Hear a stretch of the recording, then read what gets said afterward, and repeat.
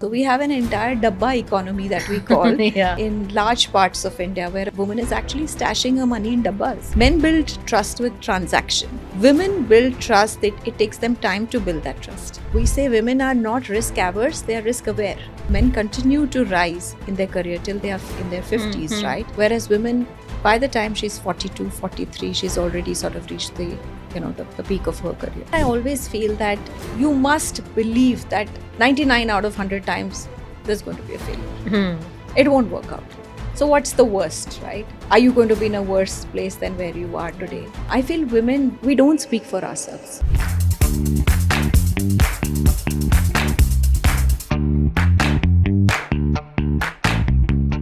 Welcome to Stree at the Table, where we bring real, meaningful conversations about women, leadership, and the allies who support them. Today, we are joined by someone who has made a mark in the field of finance. Preeti Rathi Gupta, as the founder of Lakshmi, the woman who has created India's first financial platform exclusively for women. Preeti is on a mission to bridge the gender gap in financial literacy. Whether it's through investment education, financial planning, or building a community of financially fearless women, Preeti is changing the narrative one woman at a time. She's a passionate advocate for women taking control over their financial futures. But her impact is beyond these numbers and portfolios. Preeti is also a vocal advocate for women's empowerment, leadership, and representation, especially in spaces where women have historically been marginalized. Preeti is also a vocal advocate for women's empowerment, leadership, and representation, especially in spaces where women have historically been underrepresented. She believes that when women have financial freedom, they unlock the power to shape not just their own lives, but the world around them. We delve into financial feminism, breaking money taboos, and discussing why financial literacy is one of the most powerful tools for gender equity. So let's get into it. Welcome. It's so good to have you in this forum. Thank you. Thank you so much for having me. Oh, thank you, Preeti. I was reading about you. I've been reading about you for a while, and that's why I'm even more excited to talk to you. But the first thing that popped up in my mind over the last many years when I have met women and seen the way they organize themselves or they plan for themselves, it's always struck me that women either spend or save. Yeah. And investment is something that doesn't even occur to many. Yeah. And so when I was reading about Lakshmi and I read about you, I was so delighted because the focused forum that looks to engage, educate, and employ all these tools to get more women into the mindset of investment is deeply satisfying to read about. So my first question was really, how did you even come about this idea, which today looks like, oh, it should be happening everywhere, but it's still not happening everywhere? So exactly that's the reason, right? It's not happening almost nowhere. Yeah. And to me, I think I come from that privilege where my father very early on made sure that I understand or I know how to connect the dots between saving and investing. Correct. So I remember I was 16, he would call me to work with him. And all he would say is, you have to maintain all our, investment files. And then in those times, it wasn't as, digitally sort of savvy. So literally manually had to look up what stocks, which ones give dividend, have we received them? And, the thought process of understanding very early on that, hey, there's such a fabulous way of just compounding your money, right? So I think I came with that privilege, and I was very, very young when I watched my grandmother, who didn't have access to any markets, but she was, and we come from a very, very, ordinary background. So she, with her 5 children, making sure that they need to all get educated really well, would save money. She would multiply it then by lending it, collateral based lending. Amazing. And this is Your grandmom. my grandmom. And I watched her with awe because she had full command and agency over what the household money is going to do. And from there to when I really grew up, I realized that there's so much that's just lost in translation. There are, if you actually go back to our golden ages of India, you'll see women are finance ministers, women are, Prime Minister. military. Yeah, I mean, of course, prime minister, yes, but even back then, Yes. they were managing money, they were managing the armies. Somewhere we've lost it all, right? Yeah. And therefore, for me, I think that that gap was very, very visible because I could see what I'm doing. I could see what my grandmother was doing ages back, Yeah. but I could see an entire, nation of women who were actually not going beyond the saving. But how did it come upon you? Because what you're describing is actually, the wish we would have for all young women. Correct. To be in an environment where your father is actually trusting you with financial decisions. Sure. There is a female role model in the house who's also showing how money needs to be multiplied. But we know that this is a rare reality for the world. But was there a moment when you realized that how exclusive this experience was to you? Yeah, absolutely. Because while, when I was very young, I would talk to a lot of friends and they would say, oh, I'm in this job, I can't leave it because, I'm dependent on these earnings. And I'm like, why aren't you saving your money and investing it? Don't know how to do it. Whom should I ask? And what if I make a mistake? That's so sad. Similarly, friends who were facing difficult personal situations. And I would always tell them, listen, I understand the markets. Let me help you. Let me help you invest that money. But just that friction was so high. And for the longest time, I actually couldn't understand, why women won't, even affluent women won't take it upon themselves to say, okay, I have money. How do I make, make better with it? So I think there were too many instances along life. And I say this all the time. I think unless that push coming to shove has to happen, or happens only when it's dawned on you or something's happened to you, right? And I remember that there was a time, so essentially half of me is a very creative soul. So I wanted to set up a film company because it was a dedication to my mother, whom I lost early on. And I needed to put together a corpus for that. Of course, it needed to be an independent entity, something, because we come from financial services, so it was not really like the most easiest sort of, understanding even by the family. So I said, I will do it independently and put together, I had a project in mind which I wanted to work. But to me, that was the aha moment when I realized that even though I understand money, I know how to take charge of it, somewhere along the lines, as you get married, have children, get busy with work, you tend to drop the ball. That's and true. somebody like me, if I could drop the ball, it was like there must be so many women out there. So I think that was when I knew that I needed to solve this.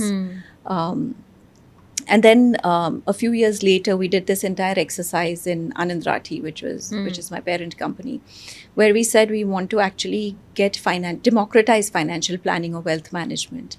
And I must have traveled to at least 100, 200 different branches. We met people to understand, how do we move them from this active trading to really financial planning and creating wealth. There weren't any women.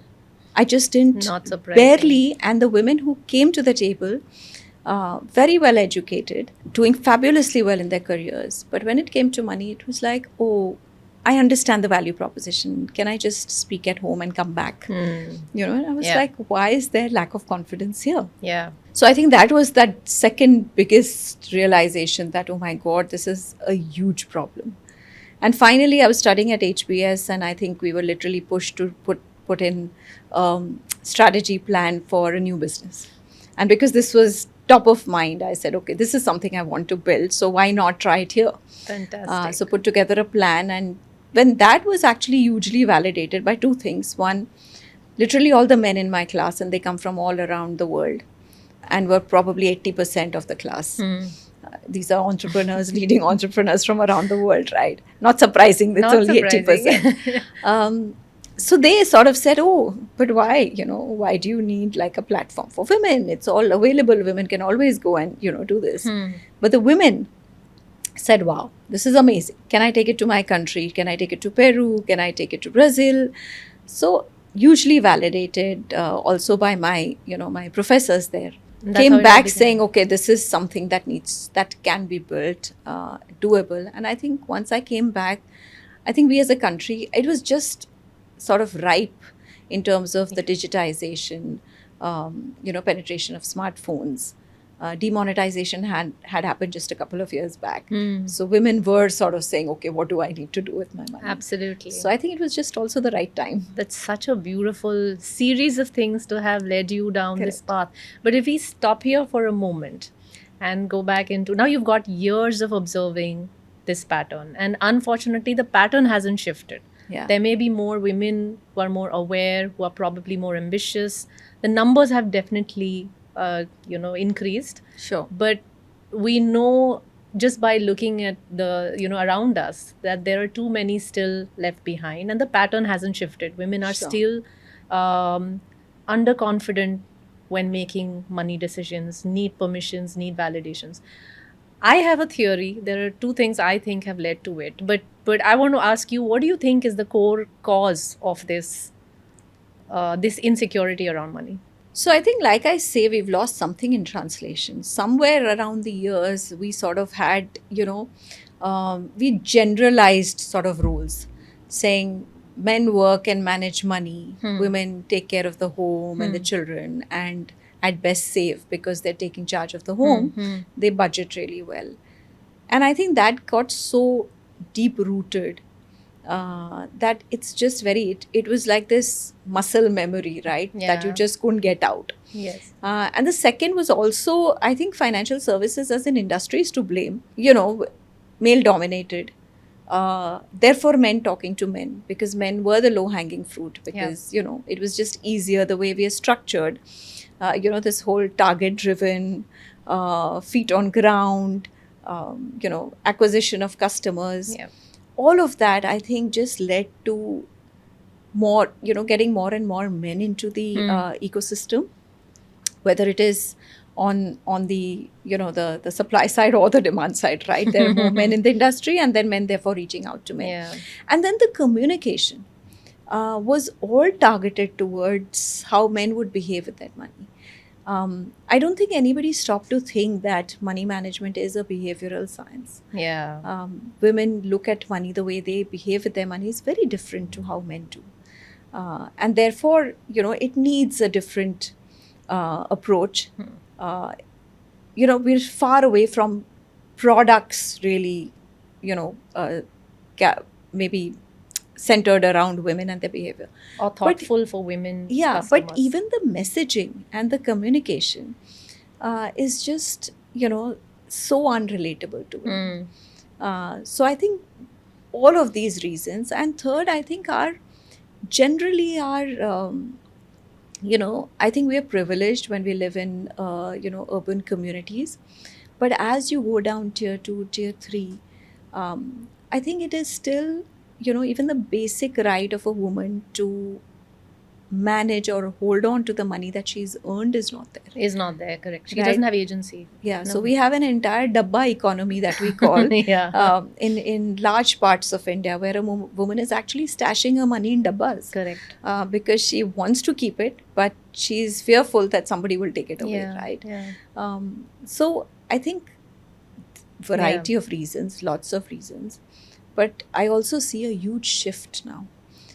I know you're right. I think we have a long way to go, but I think there are these certain green shoots, Yes. which we know are literally going to be the beginning of this revolution. Yes, and I hope for that too.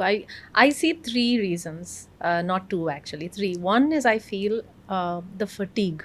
Yeah, Women overall have too much going on. sure. The spread of things to manage. Yeah, And finally, when it comes down to money matters, it is, and there is a helpful husband or father or son.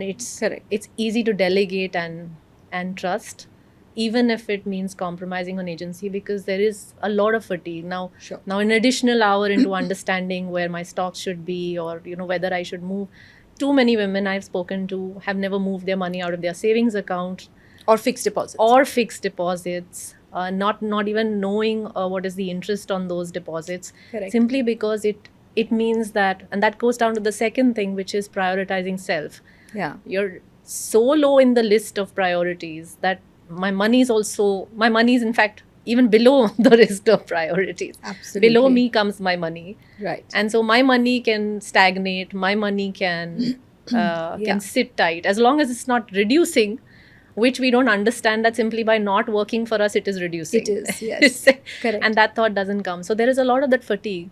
And the third, which somebody interestingly pointed out to me, is that our appetite for risk is so low because every bit that has been earned Yeah. or that has been gained has come with so much negotiation and effort that the thought of losing it to a market that is Yeah. volatile Yeah. or to a product that I don't understand is intimidating. So I think these three things kind Yeah. of keep us on our, the trap. Yeah. No, so absolutely. I think women have time poverty. We suffer from what that, a good right? phrase. Yes. So there's so much that I can do. But look around you today, you'll see women have become content creators. Every other woman I meet has become a content creator, Yeah. right? Yeah. So there's time for that. Why is it that there's no time to look into money management? Absolutely. Because in our mind, it is something that is very complicated. Oh yeah, It'll need time, which is not true. which is not true. You don't Yeah. have to become an intraday trader, right? So that needs time. Yes. And I think the second very important thing that you mentioned right now was complicated, or the risk-taking ability, which actually I completely disagree to more, because I would have said that 4-5 years back, right? But when I look at women on the community, when I look at women on the Lakshmi platform, I'm amazed. And now we've coined this term. We say women are not risk averse; they are risk aware. Amazing. So once they know, that if I put my money into equities, it's going to be volatile. I'm going to see highs and lows, And I'm going to be fine. but I have to ensure that I'm keeping it for the long term. Yeah. This is for that fact of somebody else before me. This is for my child's education. I definitely want to make that happen. Then she's super disciplined. She's understood that. In fact, I'll give you this very good statistics on our platform. So the current volatility that's been happening in the markets. So we made it a point to call up all our investors. See, Lakshmi, we know that for women, right now it has to be a very high touch, Yeah. platform. So we called up every investor. It took us about 10 days to touch base with everyone and tell them, look, this is your portfolio, do not worry, this is what is happening, etc. 99% women said, we know, we're fine. Amazing. And almost 60% said, do you think it's a good time to add on to our portfolio? Now that tells you that once she makes an informed decision, a woman is very, very disciplined. She doesn't make those impulsive decisions. And therefore, she is aware. So this whole thing about women being risk averse, I mean, I say this all the time. We give She has birth. to be informed. I mean, we give birth, right? I mean, what's riskier than that, right? So I think as long as she knows, Yeah. informed, and as long as she's clear about her financial goal, these two things, then you have a very, very effective investor. That's on a board. brilliant insight. And you may be having these behavioral insights which we take for granted from the outside, or which Sure. we do not see from the outside. Now, as you're planning, Lakshmi, as you're planning this entire, what I think is a movement to get more women into investing and Right. more smart about their finances, what is your long-term hope, dream, vision, goal on this? So like they say that when you educate a woman, you educate a household, versus when you educate a man, you just educate him, right? Similarly, I think when a woman manages money, it actually comes back to the family. We did this survey where we asked women that what are your largest financial goals? And most women said the topmost goal actually was their child's education. The second was the family security. When she's stashing away money and she's saying, okay, this is for that rainy day when we might need something for emergency. And the third is typically something to do with either a trip with the family or a holiday. Those are the top 3 goals, right? So I think when women manage money, the money just goes into, upgrading the family in whichever way. It could be education, it could be just upgrading lifestyle, whatever it be, right? So to us, I think when we, enable a woman, we're enabling a family. And if we are able to, in the first milestone, get 20 million women to just start managing their money, we are talking of large numbers. We are talking of literally like Fantastic, 100 yeah. million people in the country, right, benefiting from that effect. Now, 20 million may sound like a very large number, because today, if you look at the stats, there are about 1.5 million women who are investing their money. Again, take it with a pinch of salt, because we don't know how many are investing on their own, Yeah. right? But there are 120 million women doing UPI payments. So it's not that, women are not. They're not out of the circuit. That's what you're saying. They're in Yeah, the circuit. they're in the circuit.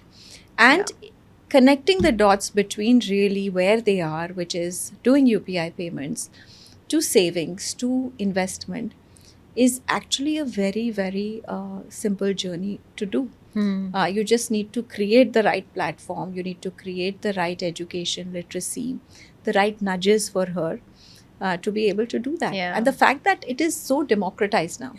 I mean, I think the other difference that I see between men and women is every time there's an opportunity to say, if you put in 1,000 rupees, you'll make this return, right? Men will immediately put down that money. Women will ask you 10 questions. Where is this money going to go? What is going to happen? What if I need it? When will I get it? Right? So they are asking the right questions. So they actually, men build trust with transaction. Women build trust. It takes them time to build that trust. And once they have built it, then they are in it, the whole hog. Then they know, okay, I'm going to go the full journey to accomplishing my goals.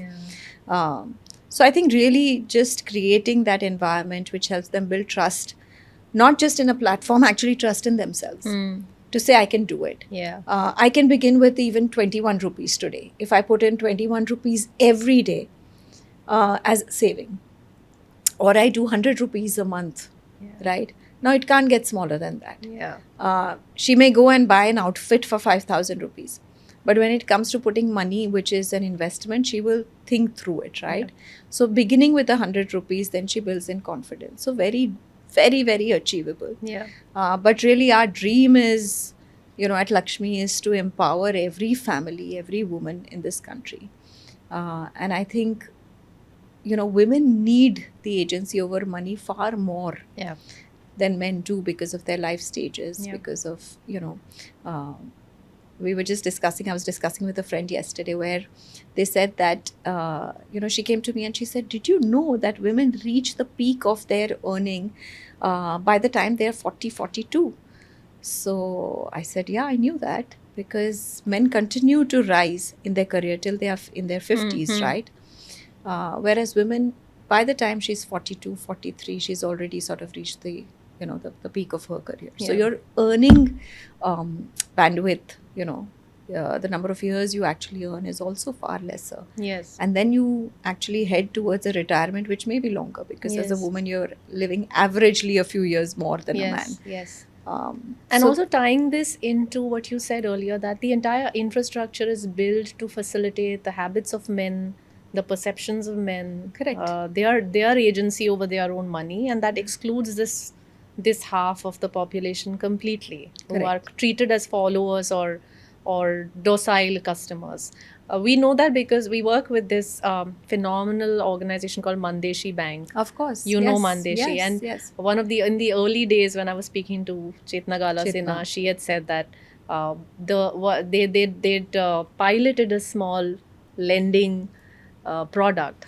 And that and they lend only to women. Right. So it was a small lending product for women, and they realized it wasn't getting the uptake that they'd imagined. But after a little check-in, realized that their template for recovery, or their timing of recovery, they will have to do around school and the beginning, because the women wanted money in hand to buy books, bags, etc. for their children. So as soon as they changed the schedule, they saw women lending, women, honoring their loans, everything kind of spike up. Correct. And she continues to say that don't make poor solutions for poor people, Right. and don't treat women as, dumb customers. Correct. And what you're Absolutely. saying is resonating, and also brings us to the point that women of every class, every structure of poverty or affluence actually need the same things. Absolutely.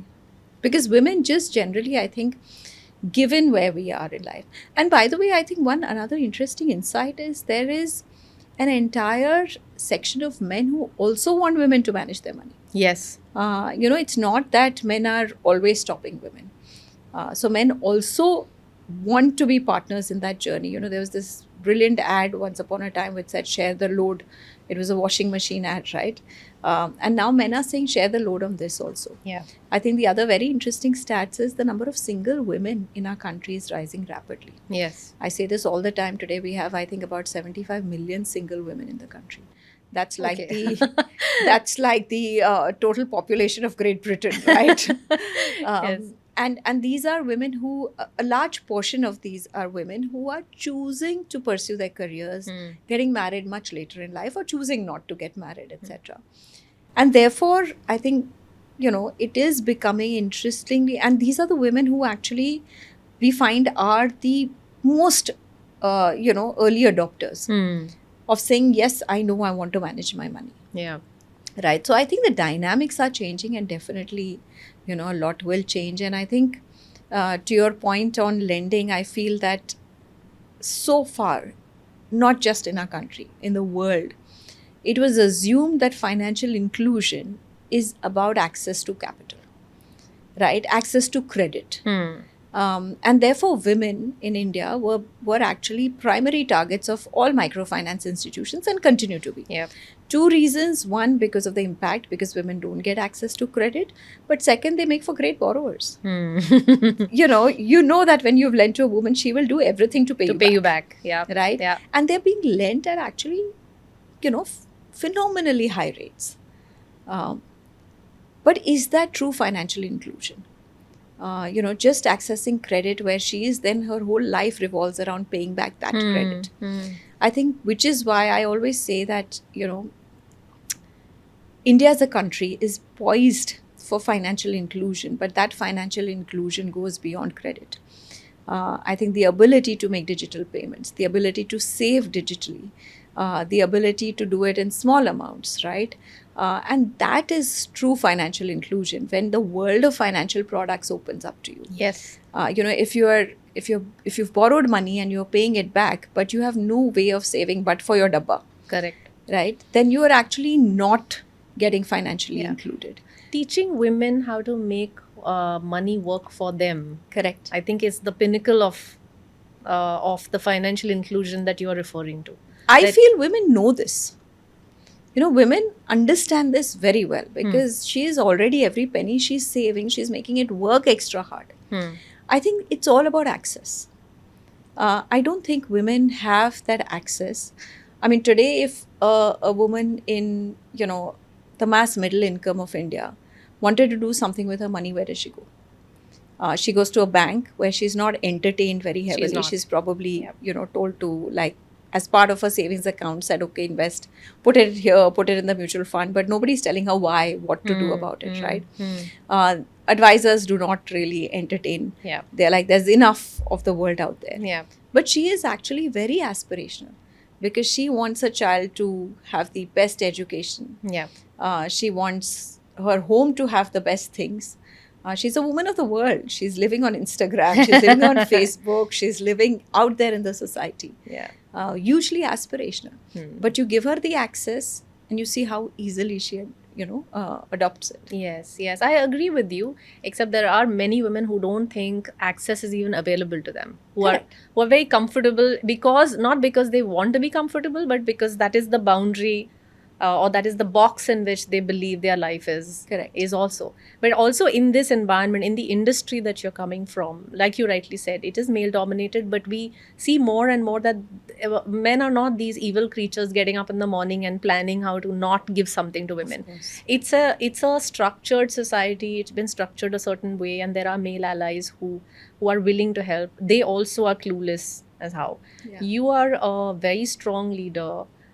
in this sector, which is male dominated. What is your style of leadership? How do you navigate this or get allies on your side? And and this is such a great question, because when I look back on my journey, I feel that there are so many mistakes I've made.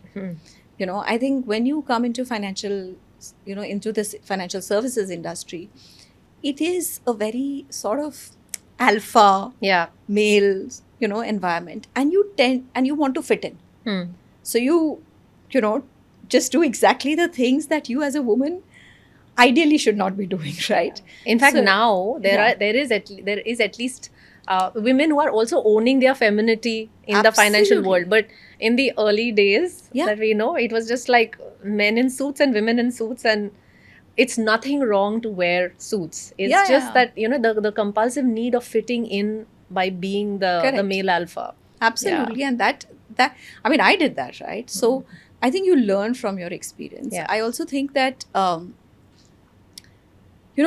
so to me, I think when I distill everything that I've gone through, I feel, firstly, be your most authentic self, and it's very interesting now in the Lakshmi team, um, because we are making it's for women by women. A large part of my team is women, and a lot of them.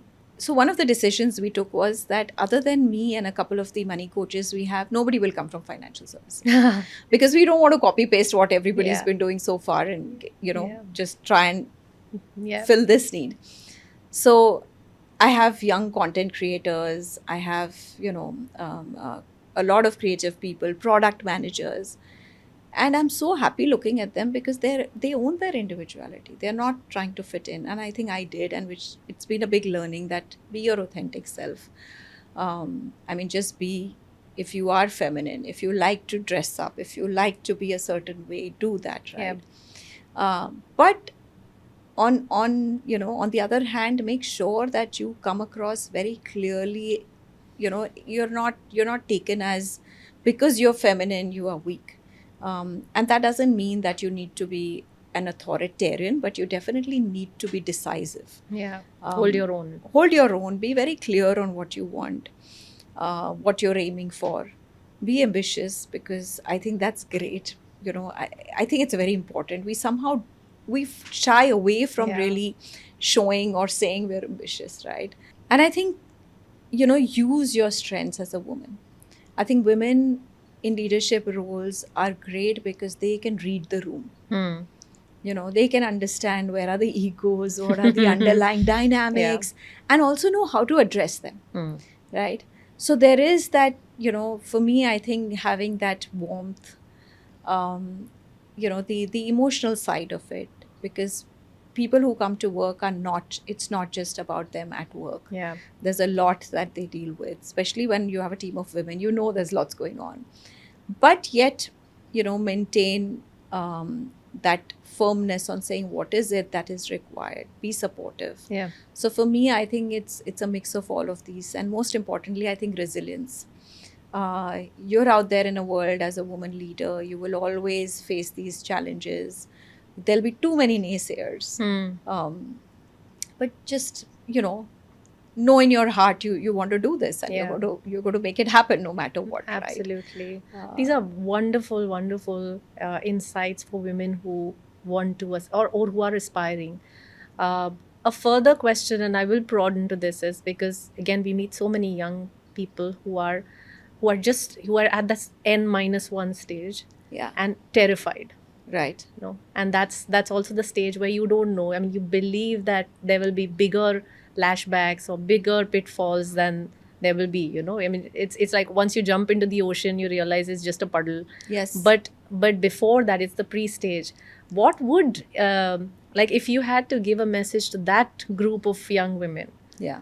who are constantly wondering about whether they put their wrong foot forward, or are overdressed or underdressed, or speaking too loudly or less loudly, how does that woman deal with herself at that point? Because I do believe it begins from Absolutely. And which is the other reason why I feel building your financial strength and financial security is very important. yeah I have seen the confidence that it gives you. Because if you are going to be in this space where, I don't want to lose this job. What if I say something wrong? What if I don't do this right? You will never be able to, come to the table and say, this is what I think it is, right? We can all sort of say we can mentor, like I mentor a lot of young women across the board, and I can give them a lot of gyan. Yeah. But at the end of the day, to own it, it's them, right? Yeah. And if there's somebody whom I say, listen, just be bold, brave, say what you Yeah. think, sit on the table, ask for what is right, don't worry. But in her head, she's continuously thinking, oh my God, my life depends on this job. Yes. Right? So I think the first step is to build yourself that financial strength, right? Where you're okay. If if you go out there, be authentic, say something that you truly mean, it doesn't work out, you know that this is not the end of the world, right? Second, I always feel that, there is, you must believe that 99 out of 100 times there's going to be a failure. It won't work out. So what's the worst, right? Are you going to be in a worse place than where you are today? I feel women don't speak for ourselves. I've seen women who've done very well, and when you speak to them, they'll say, yeah, we did it together as a team. I'm like, no, lady, you did this on your own. And then the same thing, a man will take credit of himself, his Yeah. father, his mother, his everybody. Correct, right? There'll be a thank you speech. But Yes. I think women really need to say that, okay, I did this really well. Yes, if there's a team, absolutely, right? But start taking credit, saying yes, and believing in Yeah. yourself. I think it's most important. Look, I think there is, I think I think women need to find coaches. It's very important in any organization, whether it's mentors, etc., because there will always be the need of sounding boards if you're nervous about something, right? Yes. And this is actually the beautiful difference that I find between, my generation and now when I look at the millennials and now the Gen Z, I feel they're far more fearless Yes. and ungendered in their thinking. And I feel that there's a lot we learn from them, and we should. So I think if you are a little shaky, it's very important to look around you and find the youngsters in your organization and learn from them. Yeah. Because I think a lot of us need to unlearn Yeah. before we learn. Yeah. And that holds us back. What do you find them doing that you really envy that we had done? Is there one or two things that they're enviable in the way they go about it? Because there is a Yeah. lot of apparent self-assuredness, confidence in how they conduct themselves for sure. But if Yeah, absolutely. So I think I find that a lot of them are very purpose driven. For them, there is something that they belong to. It could be anything, right? And I'm not even judging. I'm not saying right or wrong. Yeah, but yeah, there yeah. is a sense of Yeah. belonging that I Yeah. believe in this. And they will argue with you till the cows come home on something that they believe in, yes, right? Yes. And I think that kind of passion to say that there is a higher purpose in life that I'm, working towards. I think that I feel that's what really ticks the boxes for me. That, it doesn't, everything else becomes, it's like watching, when you watch any of these artists, right? So whether, anybody who's a musician or Yeah. a singer, when you're watching them, you feel like it's like the rest of the world around them has just disappeared. Yeah. That's what I find as, a Gen Z professional life. Yeah. They're like, okay, this is what I'm going to do, Yeah. right? And the rest of it, they're oblivious to. Good or bad, but I think they do really well in terms of being their authentic self. And I think we need that. Yeah, I so agree with you, and it's admirable. Like sometimes you're just envying this space they are in, where they know what they want and they will do these 3-4 things that they need to do to get Correct. there, Correct. and they're fine with it. Yeah. And And I think they have great communities. I think they've all grown up in a space where I think, first of all, that whole gender piece has slowly, dissipated. And they have these very strong communities where they are having these conversations. What Mr. Trump does will be discussed in that community in a very, very, sort of candid. no hold, absolutely candid Yeah. conversations. And therefore, I think it also allows. So one of the things I also feel that we've never had, when it comes to money also, I don't think we've had platforms where we could just come and talk money. You don't find women talking money with other women. Absolutely. And why not? Because we're talking everything else. We're talking relationships, we're talking mother-in-law, we're talking fashion, we're talking everything. Everything. Children, but we're not talking money. Yeah. And only if we just started doing that. Absolutely. When we go out with our friends, just have this discussion. What are you doing with your money? This is where I invested. Yeah. I But think that's a non-topic. it is. It's- But that's what, which is why our community, actually the community, Lakshmi community, was formed keeping just that in mind. Yeah. Yeah. That come and ask all your money questions. Let's discuss. Let's just normalize money conversations. Yeah. Um, You have, and so this community and your ambition is to take this community to 20 million women, yes. right? In again, the environment That's our is, first milestone. that's by your the way. first milestone. I'm sure. I mean, given everything I'm hearing from you, I'm sure that's the first milestone to cross. But how does one straddle the authenticity of what we're really going after? Because this is a movement in many ways. Correct. Where you're getting more and more women to understand how much power they hold when they have agency over their own income and thereby their savings and thereby their own choices. Right. When you're thinking of scaling this up, Yeah. what do you envisage as the big problems, or are there no problems? I think there are no problems. I mean, I think I mean, there's this very famous CEO who said that you can't run a business out of passion, right? A business has to be boring and therefore, lucrative and building returns. So to me, I think that is completely contrary to what I believe. Yep. Because I think for us, the passion is to make more and more women, this become natural habit, Yeah. a natural way of living for women. And you have to build it with passion, because one of the things that you do when you build with passion is you ensure that you're sticking to your values, your intent. And I think if you have that where it's, in its right place, I think then there's no stopping. The challenges happen when, for example, we raised money in Lakshmi. And I think getting the right investors on board who also understand this, right? So we are very clear on saying, okay, this is a very large, long, sustainable business that we're building. And this is the path that we will follow. We need that buy-in from there. So I think essentially getting the right partners on board is very, very critical. To me, other than that, I think there is no challenge because we're looking at 750 million women, right? I mean, 20 million is just a drop in the ocean. Yes. And I think it is, the more and more women sort of start doing it, I think they become role models for women around them. Yeah. So it has a flywheel of its own. If you look at the whole Facebook community ecosystem, why did it grow so rapidly? Because it was women who were telling other women that I found this great community where we can talk money, right? Yeah. I found this great community where if you want to talk anything parenting, you can come and exchange. You can come in here, ask questions, all of that, right? Yeah. Yeah. So I think women, we are in that sense, like we love to help other women. It's just inbuilt, right? Yeah.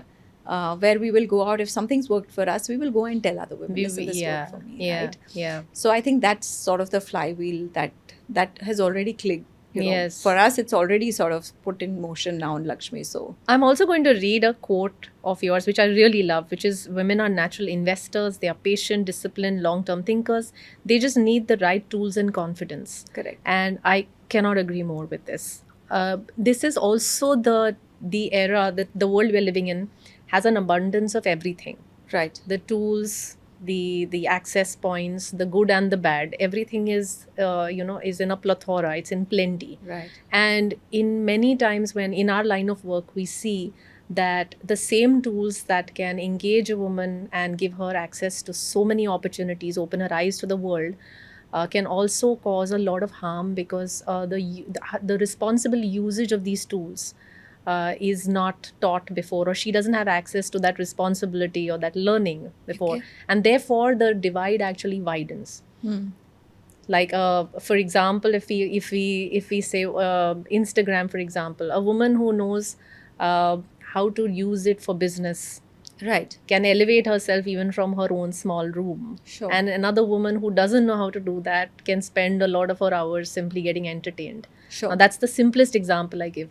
Again, how in you obviously must be working with these tools, with these facilitations. How does one navigate this again? Because it becomes even more important to ensure we don't lose women for the wrong reasons. Yeah. So, I mean, I think that stays true for men and women. Yeah, Right. that's true. It's not women specifically. And when I look around me, I feel that women actually have benefited a lot more. I mean, I look around and like I said, like every other woman I'm talking to has become a content creator, which means that she's created a source of earning for herself using an Instagram or, any of the social media channels. To me, I think it's just amazing. Because when I see these women, I've seen women who've been very, very shy homemakers, or have been completely, buried under parenting, come into their own, Yeah. right? So yes, absolutely. I think social media, we all know, has its, benefits and has its disadvantages. I think to me, it's important. A part of our financial literacy education is also around, for example, we will tell them that there's a lot out there in the world, right? I mean, if I talk about, for example, if I say, oh, I love these pair of shoes, Instagram will show me Only shoes. continuously only shoes, right? So, Yeah. and with say, simple access to digital transaction, it's very easy for me to quickly go and say, okay, let me buy this, that impulse of, shopping, right? So we always tell them that the great way to look at money is, for example, save first. So then then you indulge in your guilty pleasure of spending, right? Yes. So there is a way of a method around that madness which will really help you. And I think these are, at least in terms of money management, there's a lot that we do. We've always, the fine art of budgeting, which today, I've seen my mom do this when I was very young. And if you tell me make a budget every day, I'd be like, oh my God, no, never. Like, I can't do this. There's no time for it, right? But to use a tool effectively to then budget, to segregate your needs, wants, right? And one hack we found is we tell women that this is a great tool to teach your children, right? Yeah. So teach this golden Yeah. rule of budgeting to Yeah. your children. And then she knows that she can only teach it if she follows it, right? That's so brilliant. I think so I think teaching them these tools where at least financially Yeah. they are safeguarding themselves Correct. against all of this, right? Because we do live in this world where everything is, like you said, accessible. But at least when it comes to your money, protect it.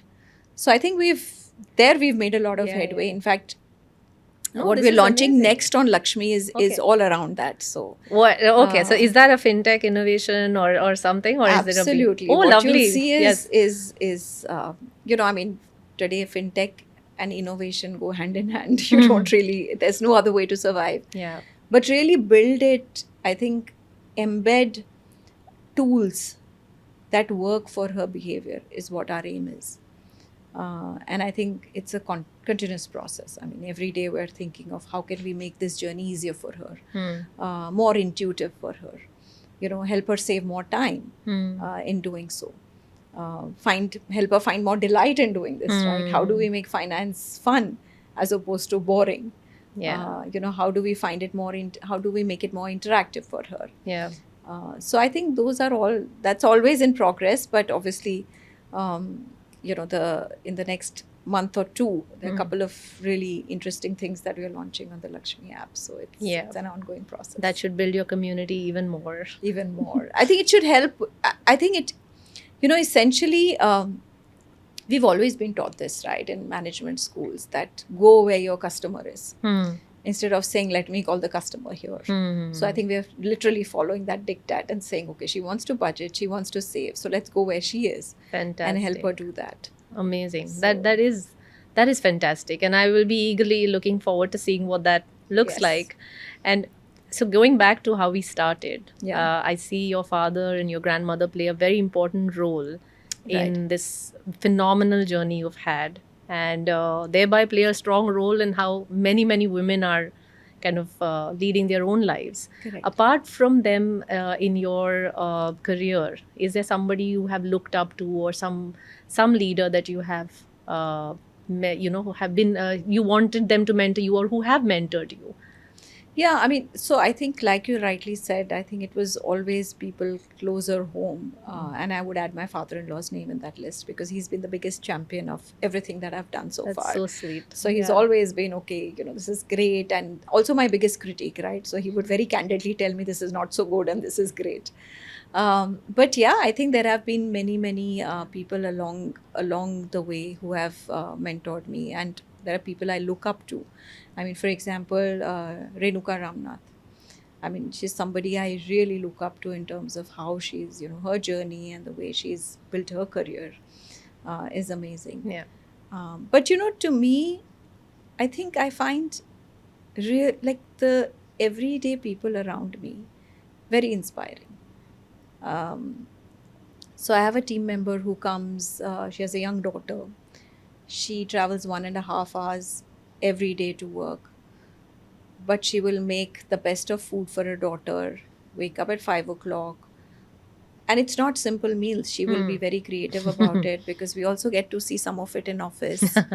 And the way the zest with which she does all of this, and it's not like a chore, and it inspires me. Like, I ask her, what drives you, like, what, but just that happiness. Yeah. And I think, to me, that is, I find a lot more inspiration in women around me. I think a lot of women, I've also done a podcast, and a lot of women I've spoken to. It's incredible. I have a friend, Guneet Monga, who's she's a movie producer. Hugely inspired by her journey. How she's just come from, like, absolutely having nothing, not even enough money to pay rent, to really creating Sikya, which is her company. And somewhere along that journey, we spoke about finance, and I think somebody asked her, which asset class are you invested in? And she turned around to me and she said, what is asset class? And that's how that journey started, right? Yeah. To today, really being at a place where today, if you speak to her, how much do you have in equity, debt, she will tell you her portfolio. She's a fluent, financial sort of advocate now. Investor Yeah, advocate. absolutely. Yeah. So I think it's amazing, and to me, those are the most inspiring journeys. Yes. In one of the earlier episodes, we had Ram Kumar, who was head of HR in ICICI. Right. And he left me with a statement that keeps coming back again and again, that most of the men around us would help if they were more enlightened. Correct. As in, a lot of men are not there to sabotage or to become roadblocks, but they just don't see things. They've not realized. And so it wouldn't be such a bad thing for us to also inform and educate and remind, because then we'll have more allies than we've ever had before. Absolutely. If you had, again, to give if you wanted men to realize a couple of things, what would that be? And we're talking about, and we come on this podcast as well as in our approach. Yeah. We see men as a very integral part of our journey to being our fullest selves. Correct. There is no antagonism. There is no. So, what would we really want them to know? Yeah. So I think this is very interesting, because one of the questions that keeps coming up in Lakshmi is that when we ask women to manage money, or when we're talking to women, is our conversation or is our communication going to be men versus women, or is it going to be men and women? Right? And we have to continuously, I think, the path that we've chosen, and I truly believe, rightly so, is men and women. I don't think it's a conversation, and which is the one thing that we communicate to men more, is that this is not about women doing something on their own so that they are able to sort of, be in competition with you. Yeah. But when women manage money, they're actually aiding you. It is something that makes your family healthier, it makes your life healthier. So this, women and men, which is a more healthier conversation, which is what we always sort of, when we go out also to men, we say that you are actually the biggest champions of this, right? It's important for you to be a part of this conversation. I mean, fathers making sure that their daughters are financially not just independent, but also working towards their financial security on their own. Brothers doing it for their sisters, husbands doing it, partners doing it for their, spouses or partners. Yeah. Sons doing it for their, mothers. Yeah. Yeah, I think they've been the biggest influence actually. I meet so many women who say, my brother told me now you have to do it on your own and I'm going to start it for you, but you have to do it, right? And so many successful women who credit their fathers for their... Absolutely. I mean, I credit my father Yes, for actually completely. leading Even your me there. father-in-law. Yeah. Like powerful So figures. Absolutely. So I think it is... So the communication is really...